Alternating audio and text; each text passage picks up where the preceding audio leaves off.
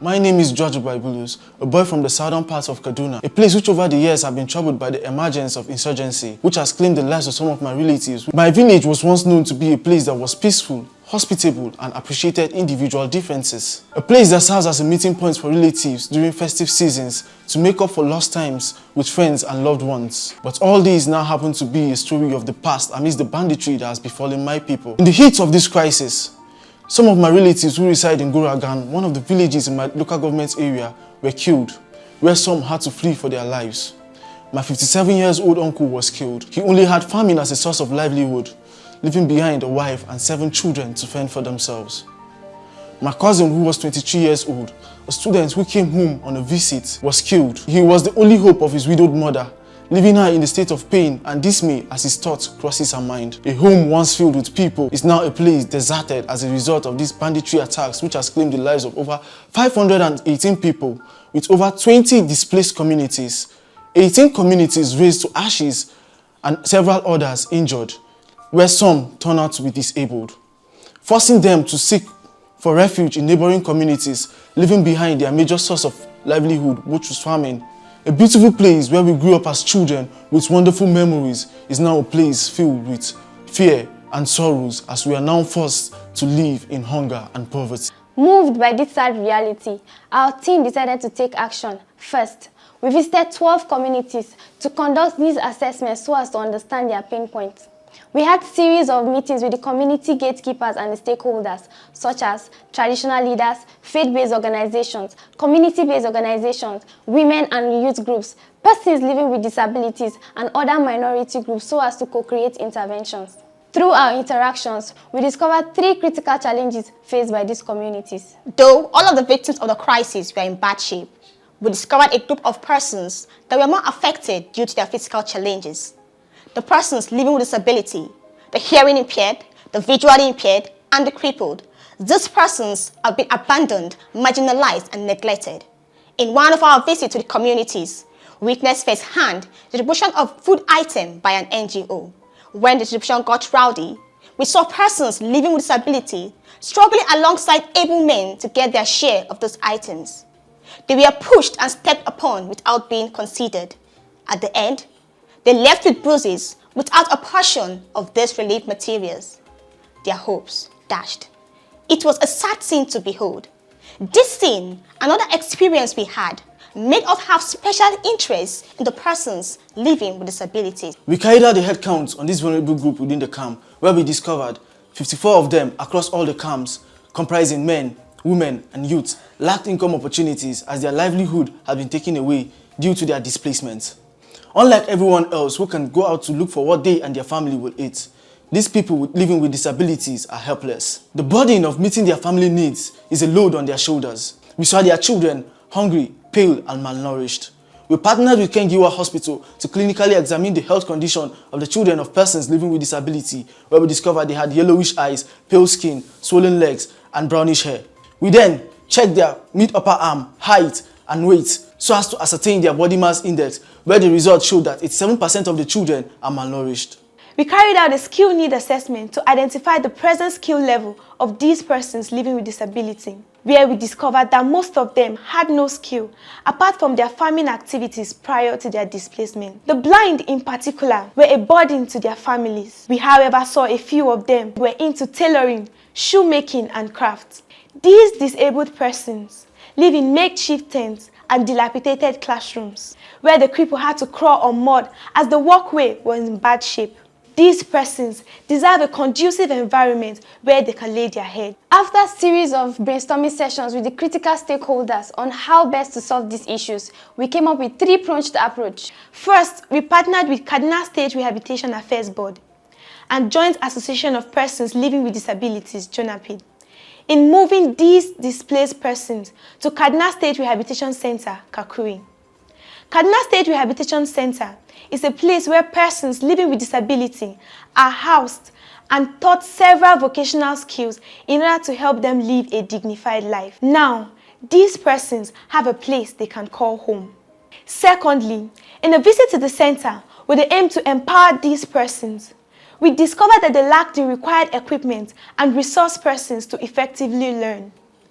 Then we made use of the result of the skill gap assessment to group them according to their choices of skills. In order to draw up a list of facilitators who will serve as resource persons in the second phase of our project, we looked within our team and alumni who are specialists in the identified skill sets such as shoemaking, bag making, tailoring, tie and dye, and cane crafting.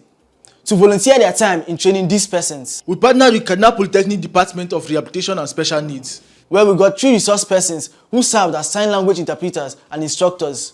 We taught 11 people tailoring, 9 people tie and dye, 7 people chain crafting, and 27 persons bag and shoe making. I learned how to know how to make bag and trouser and so many other things. After completing receiving the training, I will go back home and open my shop to train other young persons to benefit from me. We grouped them according to their skill sets and set up a cooperative. We then partnered with Kaduna Polytechnic Microfinance Bank to empower each cooperative with a startup capital of 50,000 naira in order to produce and jumpstart their business. They teach so many things to our students, which we appreciate. Now that they have learned the skills and have produced the product, how can they take their product to the market so as to turn products into profit? Firstly, we partnered with eFix in order to create an e-commerce platform where they can sell and showcase their products globally. We also took advantage of existing platforms such as Gigi, Jumia, and Konga to enlist and promote their products. Secondly, we organized a trade fair exhibition in partnership with Kaduna Buy and Sell, where we showcase their beautiful crafts, making hashtags and extensive publicity to pull crowds to the venue to purchase these products. The trade fair also provide excellent opportunity as they gain exposure while selling their products. Thirdly, we reached out to schools like Standard Foundation and Joy International Schools, Kaduna, where we entered into partnership to make their school uniforms. With Project Aid, we generated an income of over 4 million naira and a net income of 2.6 million naira, directly impacting the lives of persons living with disabilities, where now they can earn an average income of 15,000 naira per month. I am Ali Haruna Yakasai, the Executive Secretary, Kaduna State Disability Affairs Board. It's a very good intervention. We thank Enactus Nigeria, most particularly Enactus Kaduna Polytechnic, because the Polytechnic chapter has been a friend, of course, indeed to us. We've been collaborating, and Enactus have been supporting the board in the discharge of its responsibility. I would like to thank Enactus Nigeria and Enactus Kaduna Polytechnic in particular for this support they are bringing. You are young people. When people with disabilities see you trying to call on them, to encourage them, they feel humble, and they are always encouraged by your actions. While we made efforts to increase the livelihood of these parents living with disabilities in the rehabilitation center, we took action in tackling the problem of malnutrition amongst the children of the persons living with disability, as it was obvious that their children were in urgent need of intervention. We worked with professional nutritionists and dietitians from Kaduna Polytechnic Department of Nutrition and Dietetics to formulate a complementary meal that meets the nutritional requirements for children using locally sourced food. After several trials and testing in our laboratory, we came up with a product we call Chop Complete. Approximate analysis was carried on Chop Complete to ensure that it has the required nutrients for children. Our product consists of 70% grains, 20% vegetables, and 10% animal-sourced food. It is high in omega-3, vitamin A, and B complex. We came up with a standardized formula to ensure that the product is accurate and can be replicated. We took our product to the National Agency for Food and Drug Administration and Control, NAFDAC, where testing and verification was conducted. We went a step further to carry out a sensory evaluation on children so as to know the acceptability.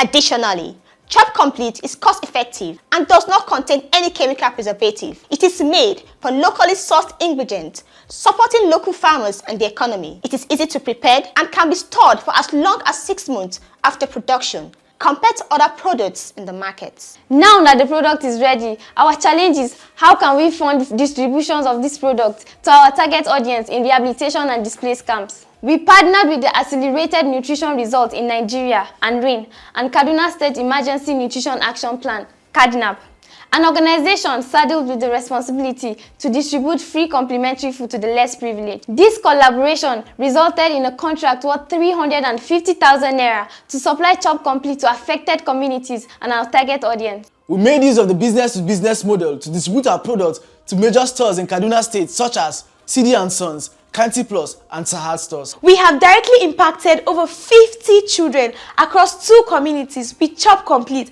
feeding them over a period of 4 months. We've engaged 5 farmers in 3 communities to provide us with raw materials from their farm produce. We employed 2 women to work full-time in the production of Chop Complete.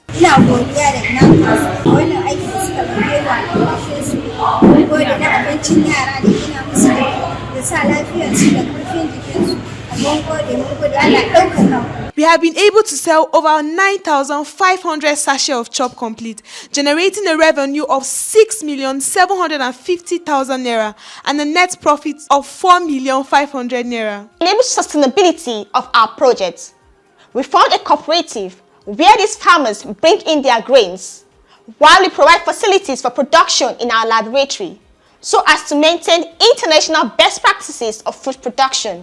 In an effort to complement Kaduna State government's effort at providing skills for people living with disabilities, a non-governmental organization, Enactus Kaduna Polytechnic, has trained over 150 disabled persons on various skills. We dedicated over 3,000 volunteered hours of work, directly impacted over 111 lives, and indirectly impacted over 213 lives, creating over 150 jobs, and generating a cumulative of 11,250,000 and a net income of 7.1 million naira. We achieved 5 sustainable development goals this year. Goal 1, 2, 3, 10, and 17. And we are Enactus Kaduna Polytechnic.